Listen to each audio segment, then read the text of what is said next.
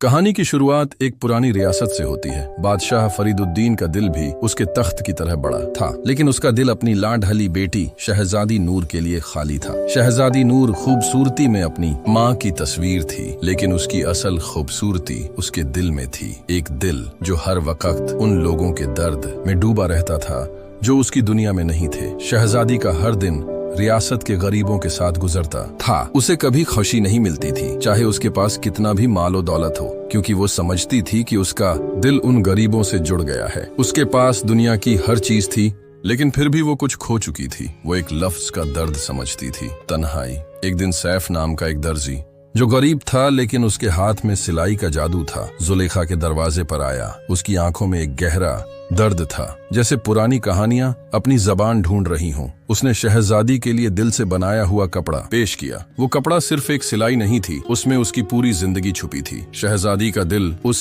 सिलाई में बस गया, उनका दर्द एक दूसरे में घुल गया था। सैफ ने अपनी जिंदगी की खुशी शहजादी के लिए कुर्बान करने का फैसला किया। जब बादशाह को इस बात का इल्म हुआ, उसका दिल टूट गया। उसने अपनी बेटी से कहा, तुम्हारे लिए 1 लाख खूबसूरत शहजादे हैं, लेकिन ये दर्जी ये तुम्हारे लायक नहीं। शहजादी ने जवाब दिया, मुझे उसकी सिलाई में कुछ खास नजर आया। मैंने उसके दर्द को समझने की कोशिश की। दुनिया से सब कुछ छुपाकर वो सिर्फ एक इंसान है।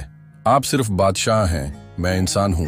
बादशाह का गुस्सा, जो अपने फैसले पर मजबूत था, उस दिन बदल गया।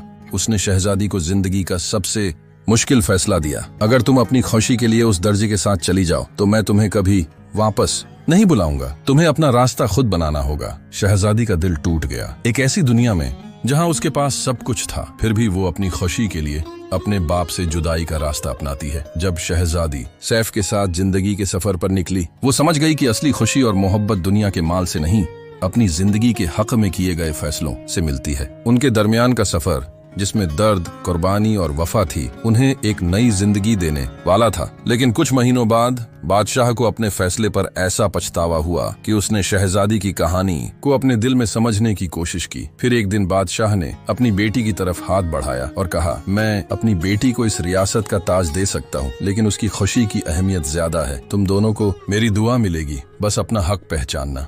ये उनकी कहानी का सबसे दर्दनाक और खूबसूरत मोड़ था, जहाँ सब कुछ खोया जाता है, लेकिन असली मोहब्बत और कुर्बानी ही इंसानियत को जीतने का रास्ता बना देती है।